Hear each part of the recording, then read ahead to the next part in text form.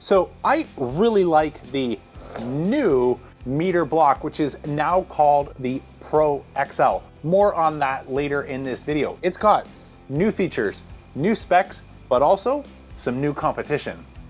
So we have been waiting nearly a year for this update. In fact, it was almost a year ago in November of 2023 when I got my first hands-on review of the Meter 2 Pro with all the updated features. And I called this at the time a nearly perfect smart wireless meat thermometer, save for one nitpick is that the omission was made of not having Wi-Fi. It has been nearly a year since I did my last comprehensive wireless smart probe battle, where I gathered together the industry's leading probes and put them through a battery of tests to separate fact from fiction, marketing hype from actual customer benefit, and crowned a winner. And in less than 12 months, two very exciting new products have just been announced to enter the chat. The first one of note is the ThermoWorks RFX, and the second is going to be made by Fireboard, and it's called the Pulse. But one thing, the Pulse, the RFX, or even the Pro XL all share is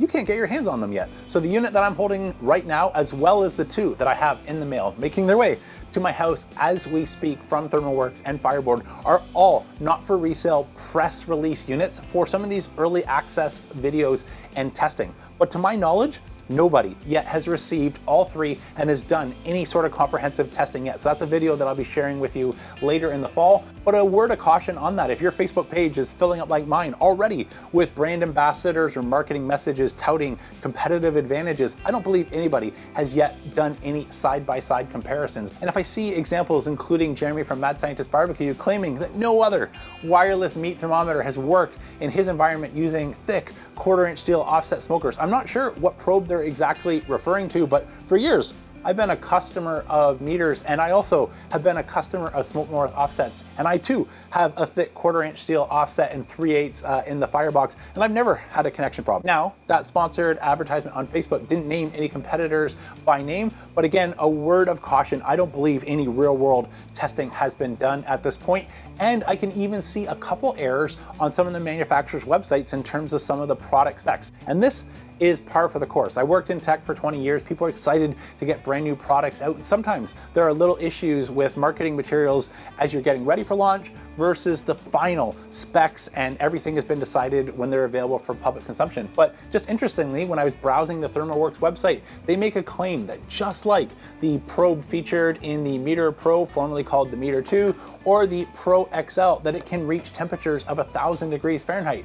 But one of their unique points of differentiation is, unlike the Meter, which has an ambient sensor that tells you what the temperature is in your grill, they rely on an external wired probe. That wired probe, if you click hit and go to its tech specs, has a maximum temperature rating of 700 degrees Fahrenheit. So how exactly you would know if you're getting anywhere close to your 1,000 degree rating when the sensor that's going to provide you that information can't go above 700? I don't know. So I'm going to chalk that up to maybe some overexcitement or details and loose ends that will be tied up and completely addressed by the time that these actually go for sale for public consumption in September. So more to come this fall on the competitive landscape with an updated head-to-head video. Today, we're going to finish off our exclusive first look at the Meter Pro XL. I'm going to go over everything that's new, the specs, the pricing, the features, some of the benefits. But as a customer, someone who started their journey with Meter with a little point of confusion, where I bought the Meter, then the Meter Plus, and then eventually the Meter Block, all in my pursuit trying to get full out-of-the-box wireless experience, I think there might be others who are potentially confused or unsure of what features you're getting with what product. Why don't we start with a complete overview of the Meter product family in 2024 heading into 2025. So if you are familiar with brands like Apple who use language like Pro to signify their latest and greatest offering from other products that are available in their product lineup, the language that Meter is using here will make absolute sense to you. So signifying the latest and greatest offering is now the word Pro, which replaces what was originally called the Meter 2 Plus. This is now the Meter Pro, and the replacement for the Meter Block is now the Pro XL. So that's where the Pro language comes into effect. What both of these products share, though, is the same great foundation of the technology that was originally introduced in the Meter 2 last year, which is this brand new probe. So compared to the original generation probe, we get significantly thinner. So we're now just 5 millimeters in diameter. So we make a much less noticeable hole in whatever it is that we're cooking, less juices to run out. We have quick charging. So if you wash your probe, you forget to throw it back in the base station, now in just a matter of minutes, you can gain hours of cook time, which is enough to do almost every quick backyard cook in a matter of minutes of charging. We also gain a more robust water certification or water resistance that allows you to now use this in deep frying or sous vide applications, in addition to continuing to wash this in the dishwasher. It's dishwasher safe. And for me, one of my favorite features and breakthroughs is the increased temperature rating. So gone are the alerts when you start getting close to about 500 degrees Fahrenheit, as this probe can now go all the way up to 1,000 degrees Fahrenheit, which means I can do a reverse sear and leave my probe in the steak the entire cook without any fear of melting or doing any damage to the components inside the probe. So this probe is now the foundation for both Pro line, whether it be the Meter Pro, which replaces the artist formerly named as the Meter 2 Plus, as well as the starting point for what is in the Meter Pro XL. And I almost forgot, they also have improved temperature accuracy. So these probes, when they first came out, improved the accuracy from 0.7 degrees Fahrenheit down to just 0.5 degrees Fahrenheit. And I know I promised to keep all the competitive mumbo jumbo to the video when I actually have all three of those products and can do my own test, but I found it curious. Maybe it's just another marketing pre-release mistake, but when I was browsing the marketing materials getting ready to receive my ThermalWorks RFX, I noticed that its rating is only 0.9 degrees Fahrenheit, which on paper is a bit of a downgrade from other products that ThermalWorks offers, like the ThermaPen 1, which is world-renowned for their accuracy and being used by chefs. And so I'm really curious why they didn't stick to the same 0.5 degrees Fahrenheit that the ThermaPen 1 uses and products like the Meter uses. The new Pulse and the Combustion Ink probes, all of those have roughly about a 50% improvement in temperature accuracy. So whether that's just a marketing error or there was actually some reason to downgrade the probe accuracy versus what some of the leaders in the segment are offering, that'll be something I pick up in the fall. But now I want to go into a little bit more detail of how to make sense of the product roadmap in ways that might more directly resonate with you in terms of helping you find which probe might be the right one to add to your backyard.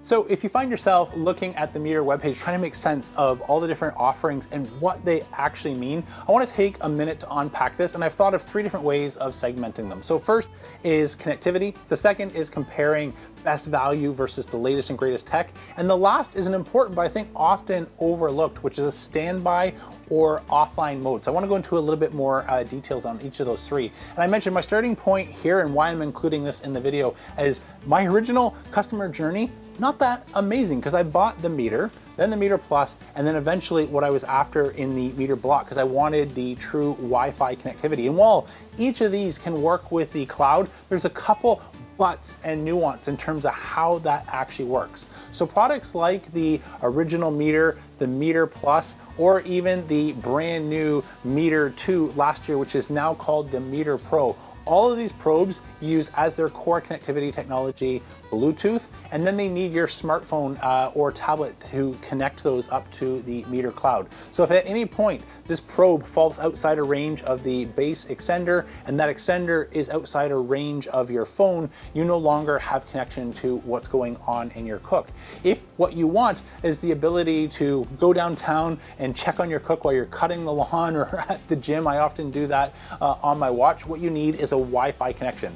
So you can achieve that with any Meter product. This is where it's a little bit confusing, so I'll go a little bit slower here. If you have a Meter Plus, or the Meter 2, now called the Meter Pro, the way to get Wi-Fi connectivity is to insert the probe into your food, connect it to the base station, which is connected to a device. So I could, for example, install the Meter app on a tablet and leave that near my cooking area, and my tablet is acting as the modem to connect everything to Wi-Fi and upload that on the cloud so I can access that on the go. Where all that gets simplified is with products like the Meter Block, which are built in with a Wi-Fi connectivity option.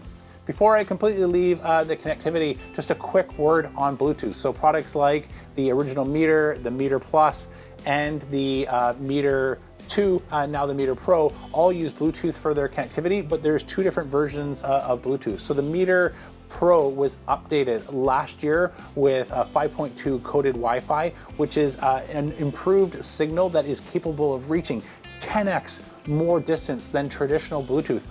But, and I'll say but, there is a big caveat with that, and I called this out in my launch video last year, and a year later, is devices like those made by Apple don't support coded Wi-Fi. So if you happen to have an iPhone and you're hoping to take advantage of the 10x improved range that coded Bluetooth 5.2 can provide, you won't get it because that support was removed in iOS 14, and as of a recent check, it still hasn't made its way back into the fold. So if you have an Android phone, potentially check your manufacturer specs, you can take advantage of that. But a big caveat, if you're following along with an Apple device, the 10x better range using coded Wi-Fi and the 10x range benefit that comes with that is not yet supported on Apple devices. So coming to the purely native Wi-Fi products, let's take a couple minutes to fully unpack the technology that is included in something like the brand new Pro XL. So the Pro XL is leveraging a wireless standard of 2.4 gigahertz. So if you hear,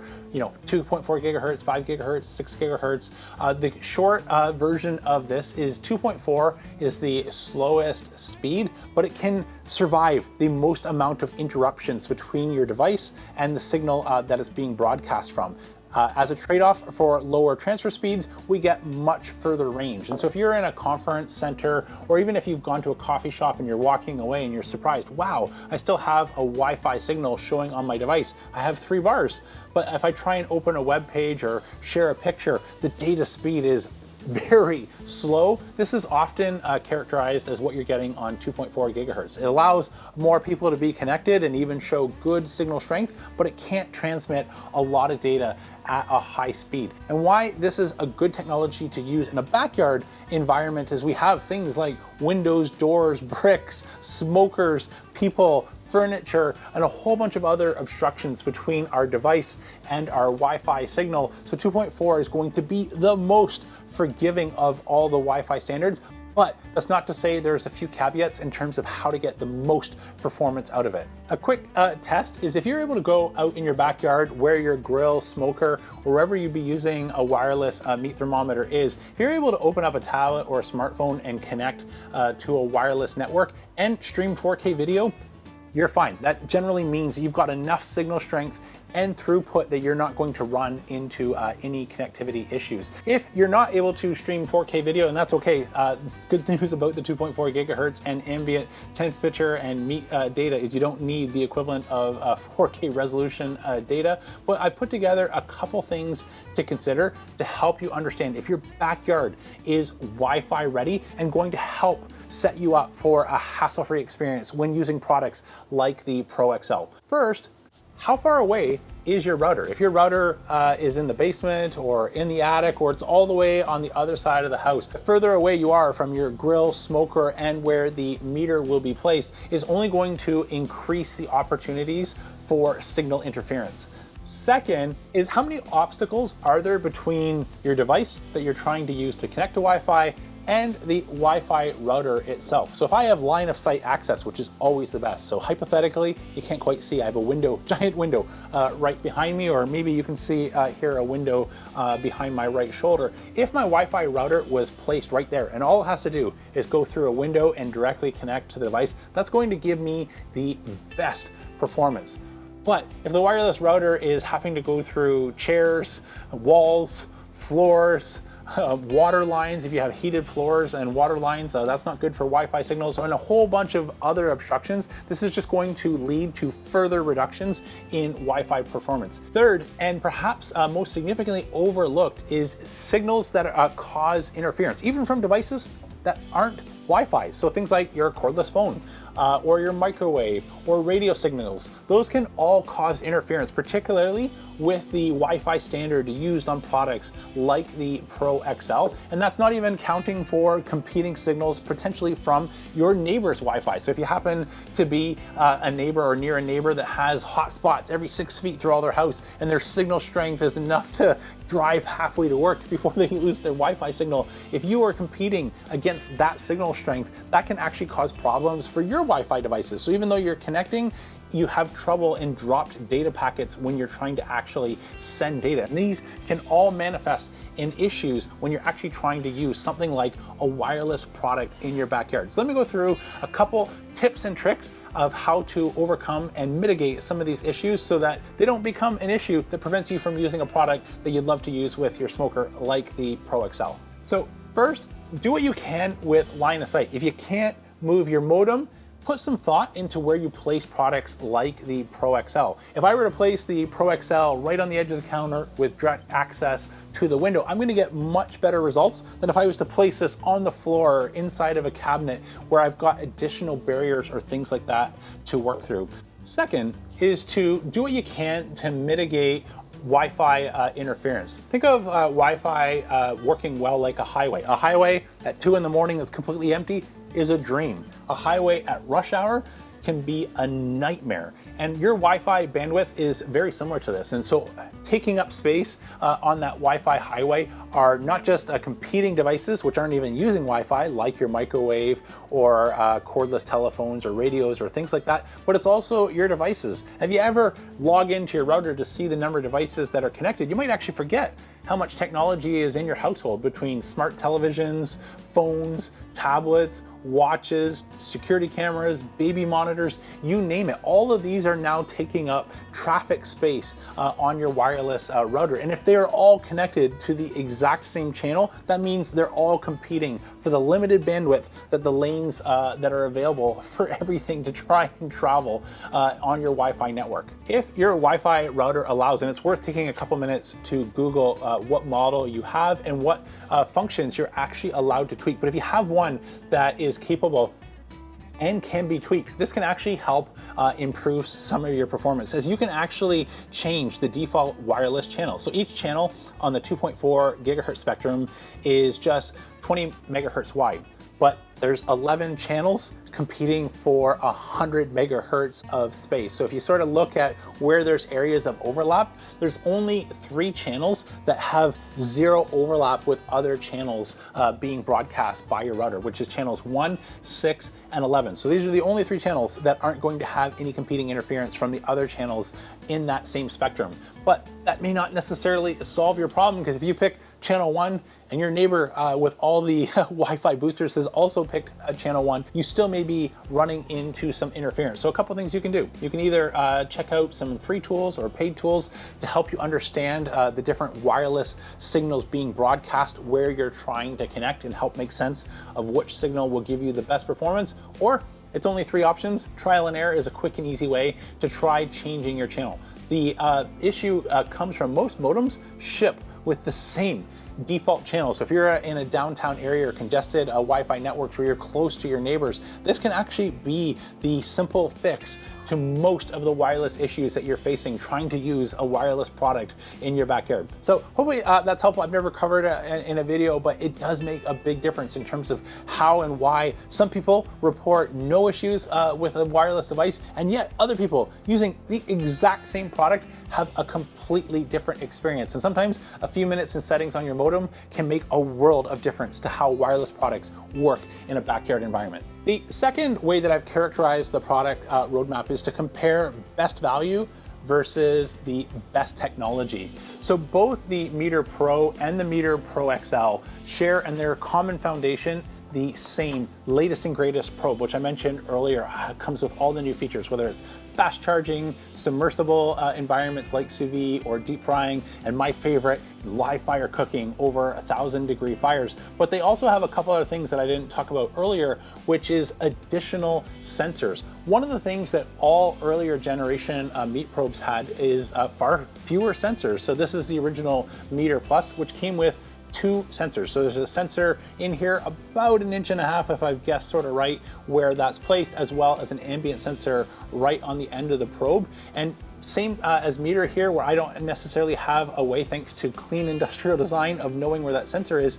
Competitive products also don't tell you where that sensor is. So some are right on the tip, Some are a little bit further up the probe, which is an advantage, again, if you insert it and you want to know a little bit about what's going on towards the edge of your meat, but none of them make it crystal clear what's going on. And something that I've encountered, maybe give you a couple examples. If you're cooking a brisket and you have one probe with one sensor and you drop that right into the middle of your point, you don't necessarily know, is that touching the point end, the flat end, or am I catching some of the decal fat that's running in between that, as it starts to render and turn into a tallow waterfall, might actually be giving me some confusing information in terms of what's actually going on inside of my brisket. Maybe I panic and I overreact and I start to shoot the temperatures up and adjust all of that based off of one data point of where that sensor is located.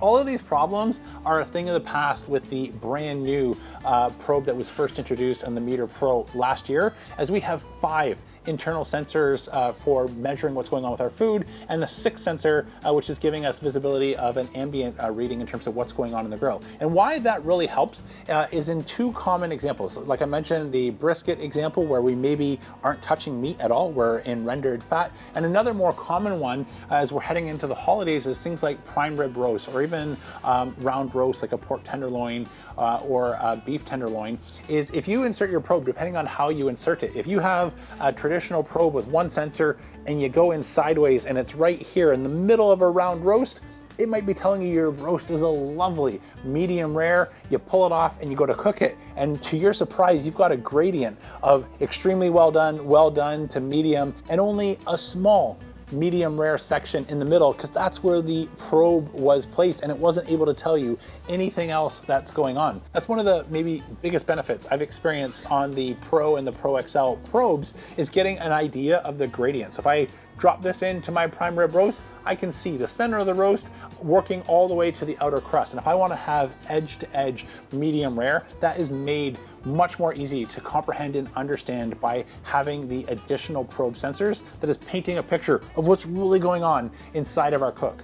So if you're the type of person who, when brand new technology is announced, you will line up outside of a store, wait hours to get your hands on it, and everything that I've described, if there's something that resonates with you, the Pro or the Pro XL is probably for you. But if in some other ways you're a little bit like me, a little bit of a relic of the past, I would take a 6-speed manual transmission any day of the week. Some of the best barbecue I've ever had, you can cook on things like a filing cabinet or a drum smoker, or a barrel smoker. I have a Weber Smoky Mountain, offset smokers, Santa Maria grills. All of these share one thing in common, which is there's no Wi-Fi, there's no wires, there's no power, there's no moving parts. My brisket's not going to go bad in the middle of the night if the power happens to go out, because I'm cooking 100% analog. And so if you find yourself fully comfortable with all these details of a cook, or you're just looking for a little bit of that extra assistance, don't skimp over and brush off things like the original Meter Plus or the Meter Block.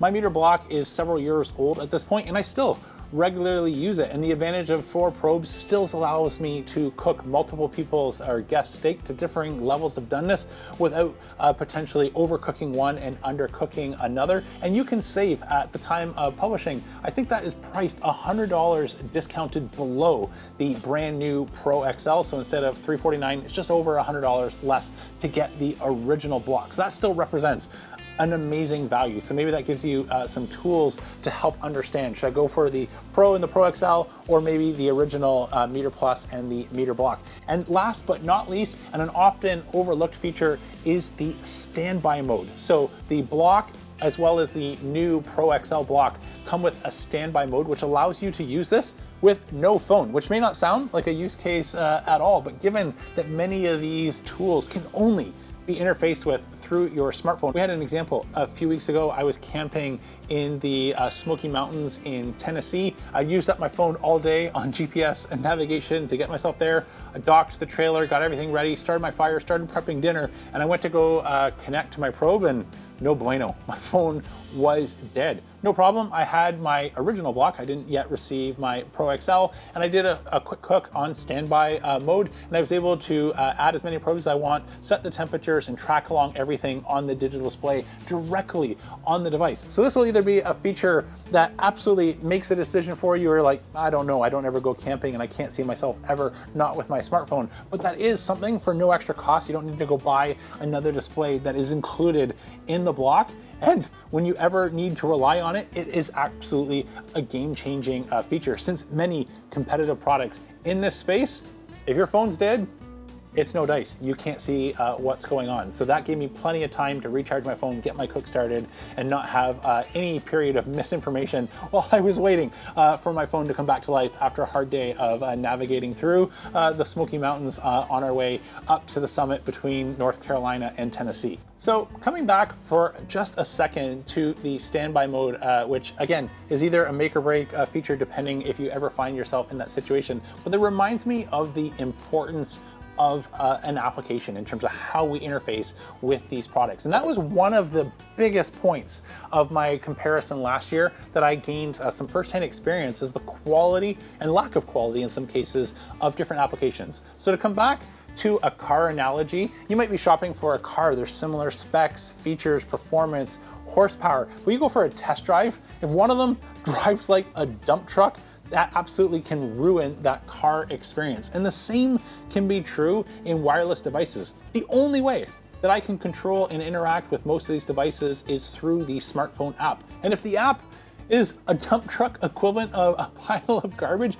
it is not really fun to use in terms of being able to easily access the information that you're looking for. And when I looked last year, not only was the Meter app, both on Google as well as the Apple app stores, one of the most rated apps in terms of the number of people chiming in, it was also the highest rated application. So if you're not going to be using standby mode where you don't need the application, and you are going to go 100% for the app interface, I think this should be just as much a part of your buying criteria as the technology itself. Everybody's coming out with some amazing hardware, but at least last year, and I'm looking forward to see if that's been improved this year, is an often overlooked but equally important part of the experience is the application that we have to interact with the technology that's inside of our grill and making our life actually easier versus making it more complicated or a pain to drive, coming back to that dump truck analogy.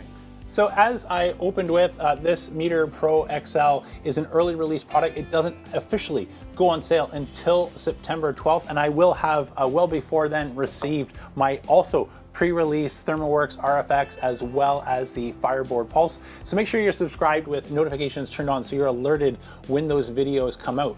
On paper, one of the things where I think they will have an advantage is this notion of an ecosystem. Again, I mentioned the smartphone, if you're familiar with Apple and the Pro language. There's also some ecosystem similarities potentially showing up in how Fireboard and ThermalWorks are thinking about their product, where it's not just the one product, it's the family product. So things like the RFX, which are giving you ambient temperatures as well as your meat temperatures, will have the ability to integrate with things like the signals as well as the billows, which can actually help control your grill. So that's definitely a potential advantage that these two new products will have.